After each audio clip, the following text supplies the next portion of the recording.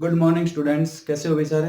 सभी बहुत अच्छे हैं, यही उम्मीद करते हैं। चलो बच्चों, स्वागत आप सभी का हमारे चैनल इंसेप्शन एकारम में। मैं हूं मनीष कुमार, मैं पढ़ा रहा हूं आपको केमिस्ट्री। लेकिन आज का जो लेक्चर होने वाला है, आज की जो वीडियो होने वाली है, कि हमने जो केमिस्ट्री पढ़ाया उसमें आपने कितना क्या सीखा उसके बारे में। कल आपके लिए एक टेस्ट था, उसमें बहुत कम बच्चों ने अपने टेस्ट सोल्व करके मुझे भेजे। तो मैं उम्मीद करता हूँ सभी ने घर पे किए होंगे, नहीं किए होंगे तो आप जरूर करके देखना। आज का जो वीडियो है, आज उस जो टेस्ट के आंसर्स है, सॉल्यूशंस हैं, वो मैं आपको सभी को बताऊंगा कि क्या क्या उसमें सही था, क्या आंसर होने थे। तो उससे पहले मैं आपको ये कहूंगा कि जिन्होंने जो किया है टेस्ट, अब तक जो सोल्व किया है, उसको अपने रख के उससे मैच करने हैं आपको कि आप किस लेवल पे हो। देखो टेस्ट है, शुरू है, सब स्टार्टिंग हो रही है, तो आपको घबराने की जरूरत नहीं कि आपने सही किया गलत किया, कितने सही कितने गलत। केवल आपको देखना है सेल्फ जजमेंट कि हम कहाँ हैं। उसके बाद आपको अपने पढ़ने की एक स्ट्रेटजी बनानी होगी, आपको कितने पढ़ने की जरूरत है। आप सही चल रहे हो तो आप नॉर्मल पढ़ते रहिए, आप कमजोर हो तो आप थोड़े से एक्स्ट्रा एफर्ट डालो, आप फ्लो में आ जाओगे। तो यही है। तो पहला जो क्वेश्चन था हमारा, देखो पहला क्वेश्चन क्या था कि पोटेशियम, कैल्शियम और नियोन और फ्लोरीन। देखो पोटेशियम, पोटेशियम, कैल्शियम, नियोन और फ्लोरीन, चार एलिमेंट थे। इनके एटॉमिक स्ट्रक्चर और कॉन्फ़िगरेशन ये बनाना है।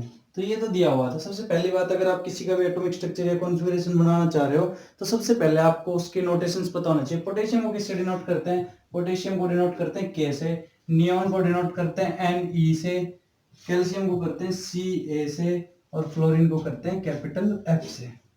ये आप सभी को पता होगा, पीरियोडिक टेबल में हमने पढ़ लिया था। 1 to 20 आपको टिप्स पे याद हो गए थे। वैसे तो पीरियोडिक टेबल हो गई थी पूरी याद, लेकिन 1 to 20 तो बेसिक आप सभी को याद हो जाना चाहिए।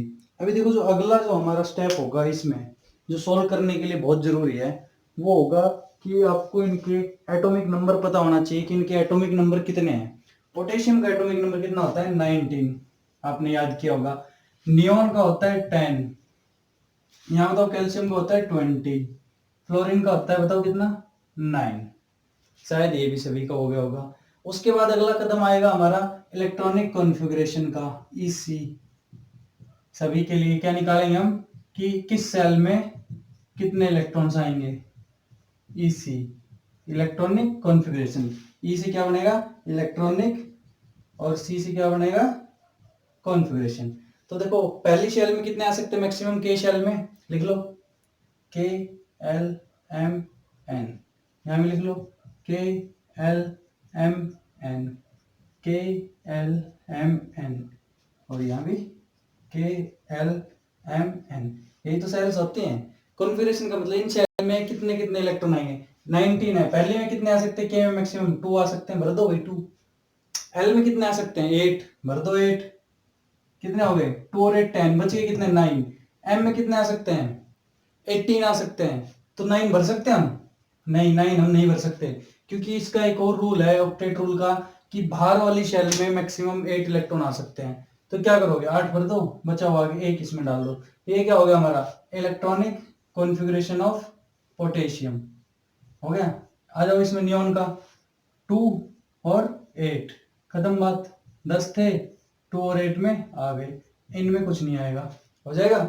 इधर आओ कैल्शियम में, 2 8, अब इसमें 2 और 8 10, बच गए 10। एम में कितने आएंगे? आने को 18 आ सकते हैं, लेकिन अगर यहाँ 10 बचे 10 डाल लेंगे तो ये वो रूल खत्म हो जाएगा। वो रूल फॉलो नहीं होगा कि लास्ट वाले में मैक्सिमम 8 आ सकते हैं, तो हम 10 नहीं भर सकते। हम यहाँ क्या करेंगे? पोटेशियम की तरह 8, बच गए कितने? 2। तो ये हमारा कैल्शियम का हो गया कॉन्फ़िगरेशन। कर लोगे सारे? इधर आ जाओ, 2 और 7, ये हो गया हमारा इलेक्ट्रॉनिक कॉन्फ़िगरेशन। किसी को समझ में नहीं आ रहा था कि हमने सेपरेट वीडियो बनाई हुई है कॉन्फ़िगरेशन के, आप वहां से देख के अपने डाउट क्लियर कर सकते हैं। फिर भी अगर आपको समझ में नहीं आए तो आप फिर से मुझे डाउट प्रॉब्लम अपने व्हाट्सएप भेज सकते हैं, या फिर आप कमेंट सेक्शन में अपने क्वेश्चन जो भी आपकी क्वेरी है वो भेज सकते हैं। देखो अगला क्या है, ये सब पता चल गया। इसके साथ साथ एक और क्वेश्चन जो इसमें नहीं पूछा, देखो यहाँ पे ग्रुप नंबर और पीरियड नंबर निकालना। ग्रुप नंबर के कौन सा हो जाएगा इसका? देखो वैलेंस इलेक्ट्रॉन कितना लास्ट में? 1, तो फर्स्ट ग्रुप, फर्स्ट ग्रुप का। पीरियड कितना होगा? 1 2 3 4, फोर्थ पीरियड। आता है ना सबको? वीडियो देखना। यहाँ देखो ग्रुप कौन सा होगा? 8, तो 10 + 8 18th ग्रुप। किसी को भी समझ में नहीं आया 10 क्यों ऐड किया तो वीडियो देखना, जिसमें आपको मिलेगी जहाँ पे स्क्रीन पे लगी हुई बेसिक केमिस्ट्री लेक्चर में कि ग्रुप और पीरियड निकालना सीखे। पीरियड कैसे 1 2 सेकंड पीरियड हो जाएगा। यहाँ ग्रुप कौन सा 2 है ना लास्ट में, तो सेकंड ग्रुप पीरियड होता 1 2 3 4 फोर्थ पीरियड हो जाएगा। फ्लोरीन पे आओ, group 10 + 7 17th group, period 1 2 second group. देखो हमने ये दिया था केवल नाम, इसका नोटेशन लिखा, एटॉमिक नंबर लिखा, कॉन्फ़िगरेशन लिखा, वहां से फर्स्ट ग्रुप सेकंड ग्रुप निकाले, पीरियड निकाले। अब बनाना हमें एटॉमिक स्ट्रक्चर। बीच में क्या होता है न्यूक्लियस बोले तो प्रोटॉन और न्यूट्रॉन। फिर ये आएगी पहली शेल, फिर आएगी दूसरी शेल, फिर आएगी तीसरी शेल, और यहाँ कितनी 4 है तो फिर आएगी फोर्थ वन। पहले में कितने आएंगे 2 इलेक्ट्रॉन। लिखने कैसे हैं, शेल को काटते हैं। दूसरी में 8 1 2 3 4 5 6 7 8, फिर 8 2 3 4 5 6 7 8, और ये लास्ट में 1 इलेक्ट्रॉन। इसमें लिखना है न्यूक्लियस, ये हो जाएगी हमारी के शेल, ये हो जाएगी हमारी एल शेल, ये हो जाएगी हमारी एम शेल, और ये हो जाएगी एन शेल। मेरे ख्याल में पोटेशियम का आप आराम से सभी एटम बना लेंगे। आ जाओ आगे, नियोन में बताओ टोटल शेल्स कितनी है। नियोन में टोटल शेल्स है 2। नियोन क्या होता है, 18th ग्रुप में कौन आते हैं, 18th ग्रुप में आते हैं वही नोबल गैसेज होते हैं ना, तो होते हैं 18th ग्रुप में। याद रख लेना, हमने पीरियोडिक टेबल पढ़ी तो बताए होंगे। तो बनाओ, बीच में क्या होगा न्यूक्लियस, यहाँ क्या होंगे प्रोटॉन और न्यूट्रॉन। ये हो जाएगी पहली शेल, ये हो जाएगी दूसरी शेल। पहली में 1 इलेक्ट्रॉन 2 इलेक्ट्रॉन, दूसरी में 8 है 2 3 4 5 6 7 8। ये क्या हो जाएगा न्यूक्लियस, ये हो जाएगी हमारी के शेल, और ये हो जाएगी हमारी एल शेल। आराम से कर लोगे।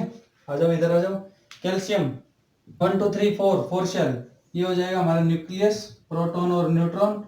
ये first cell, second cell, third cell, और ये हो जाएगी फोर्थ सेल में 2 इलेक्ट्रॉन्स, थर्ड में 8 3 4 5 6 7 8, सेकंड में भी 8 2 3 4 5 6 7 8, फर्स्ट में 2। ये क्या हो गया न्यूक्लियस, ये हो गई के शेल इधर वाली, ये एल शेल, ये होगी एम शेल, और ये हो जाएगी एन शेल। मेरे ख्याल में कैल्शियम का एटम भी आप सभी की समझ में आ जाएगा। आ जाओ फ्लोरीन पे। फ्लोरीन के लिए क्या हो जाएगा प्रोटॉन और न्यूट्रॉन, ये हो गया न्यूक्लियस। ये बनाओ पहली शेल, कितने इलेक्ट्रॉन 2 इलेक्ट्रॉन। दूसरी शेल कितने हैं 7 इलेक्ट्रॉन 1 2 3 4 5 6 7, ये हो जाएगी के शेल, और ये हो जाएगी एल शेल।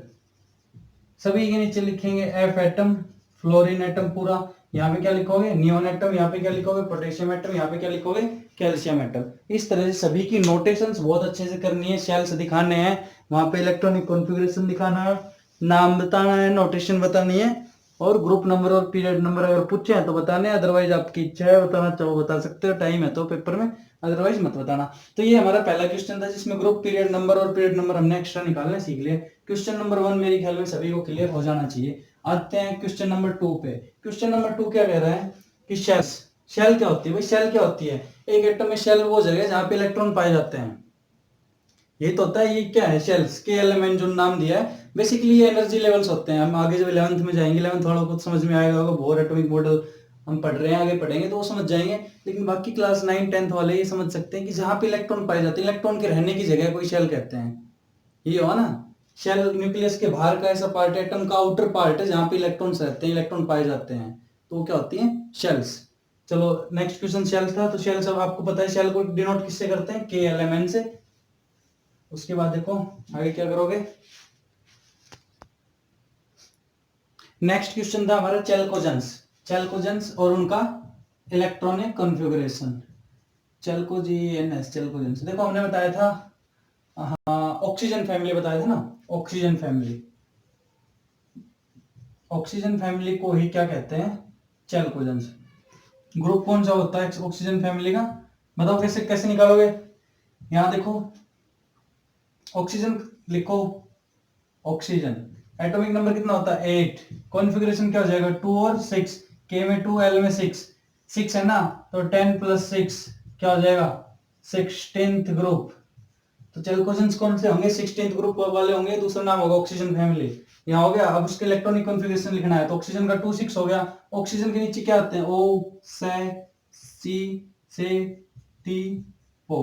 तो ऑक्सीजन का क्या होता है 8 एटॉमिक नंबर। सल्फर का क्या होता है 8 जोड़ दो 16 हो जाएगा, या फिर 32 हो जाएगा। ऐसे जितने 8 18 32 ऐड करते चले जाएंगे, बढ़ जाएंगे। तो 8 16 का लिखो 2 8 6 हो जाएगा। इसका हो जाएगा 2 6, इसका 2 8 6। देखो लास्ट में दो सभी के 6 आएंगे, सेम ग्रुप के जितने भी होंगे उनके लास्ट में 6 ही आएंगे। तो अगला क्वेश्चन था कि डिफाइन चैल्कोजेंस विद इलेक्ट्रॉनिक कॉन्फ़िगरेशन। तो ये इलेक्ट्रॉनिक कॉन्फ़िगरेशन हो गया, चैल्कोजेंस कहते हैं ऑक्सीजन फैमिली को, ग्रुप होता है कौन सा 16th हो जाएगा। चलो ये हमारा थर्ड क्वेश्चन भी हो गया। नेक्स्ट क्वेश्चन था हमारा noble gases are non reactive. Noble gases non reactive होती है। नोबल गैसेज का किसी का जानते हो तो बताओ कौन सी होती है नोबल गैसेज। हीलियम, नियोन, हीना, नीना और करीना का एक्स रे, यही तो था ना भाई। हीलियम और नियोन का पढ़ेंगे दो। इसका कितना होता है बताओ 10 18 यही तो होता है। इसका एटॉमिक नंबर 2, सेल कॉन्फ़िगरेशन 2। इसका एटॉमिक नंबर 10, सेल कॉन्फ़िगरेशन 2 8। इसका 18 2 8 8। देखो तो क्या इसमें और कोई इलेक्ट्रॉन आने की संभावना है इसकी सेल में, के शेल में। के शेल कंप्लीटली फिल्ड है ना। और किसी का देखो इसका हाइड्रोजन का देखो क्या होता है 1, के शेल में 1, एक इलेक्ट्रॉन और आ सकता है। सोडियम का देखो, सोडियम 11 2 8 1, एक इलेक्ट्रॉन इसमें है, 7 और आ सकते हैं। और देखो कोई नाइट्रोजन देखो 7 2 5, 5 ही है, 3 और आ सकते हैं। लेकिन यहाँ देखो 2 ही हैं और 2 ही आ सकते हैं, के शेल में 2 आ सकते हैं, दोनों के दोनों हैं, कंप्लीटली फुलफिल है। ये इनको कोई मतलब नहीं है, इनका जो है वो ठीक है, ये कुछ किसी से रिएक्ट करना ही नहीं चाहिए। जबकि ये चाहेंगे कि हमें 3 मिल जाए हम 8 बना ले, ये चाहेगा ये चला जाए या 7 आ जाए हम भी 8 बना ले, ये चाहेगा या तो 1 आ जाए या 1 चला जाए हमारी फुल हो जाए। क्या सब क्या चाहते हैं कि हमारा स्पेस बिल्कुल फुल हो जाए, हमारे पास जितनी जरूरत हो उतने इलेक्ट्रॉन हो। लेकिन यहाँ पे और किसी में नहीं है। नोबल गैसेज में सभी की शेल जो होती है वो कंप्लीट होती है, कंप्लीटली फिल्ड। उसके कारण क्या होता है उनकी कोई टेंडेंसी नहीं होती, ना तो वो इलेक्ट्रॉन लेना चाहते ना वो इलेक्ट्रॉन देना चाहते। इसलिए वो क्या करते हैं रिएक्टिविटी बहुत कम, ऑलमोस्ट नॉन रिएक्टिव होते हैं या फिर बहुत लेस रिएक्टिव होते हैं। इसीलिए जब हम एटॉमिक एटम्स के एलिमेंट्स की डिस्कवरी में पढ़ेंगे तो जो है नोबल गैसेज थी बहुत लेट डिस्कवर हुई थी, लास्ट में डिस्कवर हुई थी, मतलब ऑलमोस्ट पूरी प्रिडिक्टेबल बना दी थी मेंडलीव ने। नोबल गैसेज के लिए उसने जगह छोड़ दी थी कि ऐसे कुछ मिलने वाले हैं, तो मतलब इतनी नॉन रिएक्टिव होती है। क्यों होती है because of electronic fulfilled electronic configuration. ये लिखोगे noble gases are non reactive because due to fulfilled electronic configuration, ये लिखना है इसका एग्जैक्ट आंसर। आगे देखो अल्कली मेटल्स। अल्कली मेटल्स था नेक्स्ट क्वेश्चन हमारा। जो हमारा फर्स्ट ग्रुप है मैंने वो बताया था कौन सा था, है ली ना की रब से फरियाद। इसी को क्या कहते हैं एल्कली मेटल्स। एल्कली मेटल्स कौन सा ग्रुप फर्स्ट ग्रुप, ठीक है भाई। आगे जो 10th क्लास में पढ़ेंगे इनका अल्कली मेटल्स ही क्यों कहते हैं इनका। अल्कली का मतलब बेसिक होता है, वो हम 10th में जब हम एसिड बेस पढ़ेंगे वहां से पढ़ लेंगे, पीरियोडिक जो क्लासिफिकेशन होगा वहां पढ़ेंगे। अभी के लिए याद रखना कि फर्स्ट ग्रुप को क्या कहते हैं एल्कली मेटल्स। जो 10th क्लास में है उनकी जब यूनिट आएगी तो उसमें पढ़ाएंगे। उसके बाद नेक्स्ट क्वेश्चन था लिक्विड एलिमेंट्स। भाई मैंने बताया था जब पीरियोडिक क्लासिफिकेशन पढ़ रहे थे कि पूरी पीरियोडिक टेबल में 2 एलिमेंट्स लिक्विड फॉर्म में पाए जाते हैं, एक होता है ब्रोमीन, दूसरा होता है मरकरी Hg। ये दोनों किस फॉर्म में पाए जाते हैं लिक्विड फॉर्म में पाए जाते हैं। नेक्स्ट क्वेश्चन था हमारा halogen and which group. Halogen, halogen कौन सा बताया था भाई हेलोजेंस जो हमारे क्या थे फ्लोरीन, क्लोरीन, ब्रोमीन, आयोडीन, अस्टेटिन, फिर कल बाहर आई एंटी, इनको क्या बोलते हैं हेलोजन। फ्लोरीन का एटॉमिक नंबर बताओ 9, कॉन्फ़िगरेशन 2 7, ग्रुप कौन सा आएगा 7 + 10, 17th ग्रुप। 17th ग्रुप वाले क्या होंगे, हेलोजेंस कहेंगे या फिर क्या कहेंगे, फ्लोरीन फैमिली। और ग्रुप होगा 17th, पीरियड कौन सा होगा, फ्लोरीन के लिए सेकंड पीरियड हो जाएगा। हेलोजेंस कौन से होंगे 17th ग्रुप वाले, चैल्कोजेंस कौन से होंगे ऑक्सीजन वाले 16th ग्रुप वाले, नोबल गैसेस 18th ग्रुप। आगे था नेक्स्ट क्वेश्चन, ग्रुप और पीरियड। हमारी जो मॉडर्न पीरियोडिक टेबल है कुछ ऐसे दिखती है, इसमें कितने ग्रुप पीरियड है बताओ। इसमें भाई ये थोड़ा सा आप बना लेना तुम लोग, हम बताते हैं, बात करते हैं केवल बार बार के। ये 7 है, 1 2 3 4 5 6 7, 7 तो पीरियड है इस तरह से, और ऐसे क्या है ग्रुप्स, वो है 18। तो मॉडर्न पीरियड टेबल में 18 तो ग्रुप है और 7 पीरियड है, हमेशा याद रख लेना। उसके बाद नेक्स्ट क्वेश्चन था एलिमेंट विदाउट न्यूट्रॉन। ये क्वेश्चन मैंने बहुत बार आपको बताया था जब हम पढ़ रहे थे कि पूरे पीरियोडिक टेबल में एक ही हमारा ऐसा एलिमेंट है जिसके पास कोई न्यूट्रॉन नहीं है, और वो है हाइड्रोजन। हाइड्रोजन का कॉन्फ़िगरेशन क्या होता है 1h1, एक इलेक्ट्रॉन और एक प्रोटॉन।